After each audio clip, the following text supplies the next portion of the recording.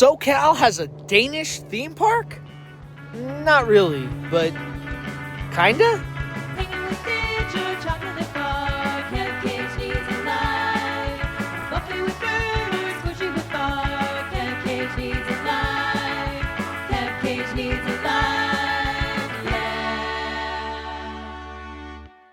What's up? It's Kev Cage. Good seeing you. About 7 years ago, my old boss told me about this place in SoCal called Solvang. He knew that I was a fan of Lancaster and the Amish country in Pennsylvania and said, man, this is right up your alley. It took me a while to finally get up there for no real reason other than I kept forgetting about it, but I finally went after all this time. And let me tell you, he was exactly right. This place was squarely in my wheelhouse. Here's what I know about Solvang. Solvang is a city in Southern California.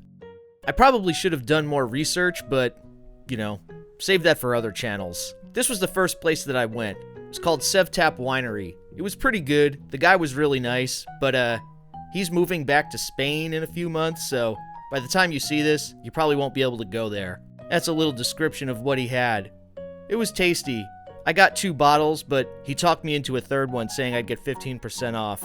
Whatever. He could use it on his relocation. There's a bunch of shops, and I guess they're all sort of vaguely Danish themed.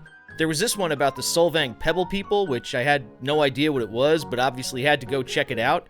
And of course this sign advertising this infamous back room, well, that was sure to be amazing. I went into the store though and I was a little disappointed because they had signs everywhere saying don't film this or we'll kill you or whatever, so it wasn't really that cool. They just had like a bunch of Disney stuff, like those Jim Shore things, whatever. Here's some more B-roll of the town. Everything kind of looks like this. It's Danish, which Danish is from Denmark. I had to look that up because I'm an idiot. They have tons of little tacky gift shops that are 3 times the cost of what they should be, a whole bunch of neat little restaurants, a ton of pastries and baked goods, and plenty of place to go drink. There was this tiki bar all the way at the end that I don't remember the name of it. I guess look that up.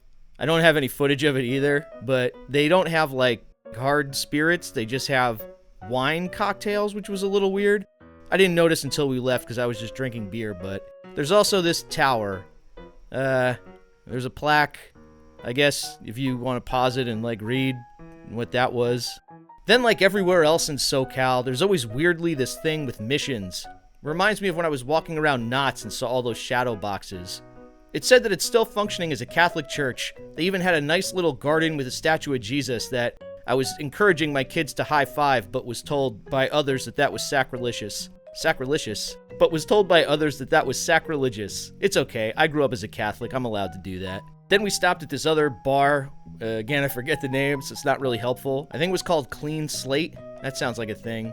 But I thought their bathroom was really nice, so I took a video of it. It's themed toilet paper. We had dinner. We looked at more stuff. You got more Danish-looking stuff here. A lot of flags. The one thing that Solvang also has, which I found amazing, was animatronics everywhere.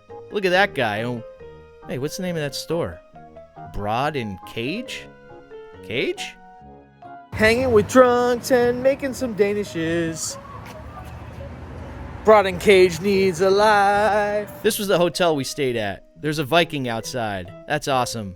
It really feels like a roadside America thing that has somehow evolved into the new era of traveling, but still has that old-timey charm. They had a little pool and a hot tub, which I didn't go in because my friend and I decided that we were going to go to the Shumash Casino instead, and that was great. We didn't win, but I guess you could say the journey there made us all winners. The next morning, we were able to get free breakfast from our hotel. It was called a continental breakfast, but they just gave you a big plate of, more pastries and a roll. Also some cheese, some good cheese.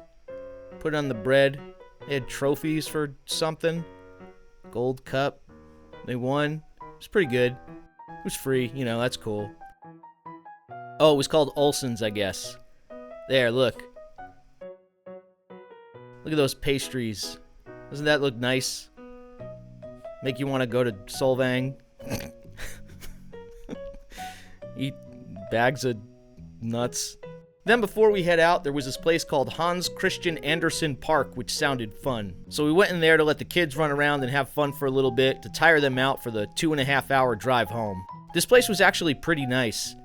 I've never seen a public area in LA or in the greater LA area that still feels like pretty kept up and clean and not like tagged and have carvings in it everywhere. That was strange to me. It was then I saw this sign, oh, it's recently been upgraded. So for all I know, it's only been there for like 10 minutes or 6 months and nobody's had a chance to vandalize it yet. It is worth mentioning, though, that while all this stuff was fun and cool and provides a little break from the chaos of LA, again, everything is about 18 times more expensive than it should be. So it's cool, but keep that in mind. Oh, I guess this was supposed to say if Solvang was themed entertainment or not. The answer is, in my opinion, yes. All in all, if you live somewhere close to the area and you're bored and you have money to burn, I highly recommend, because if you are lucky enough to be in Solvang, you are lucky enough. See you next time.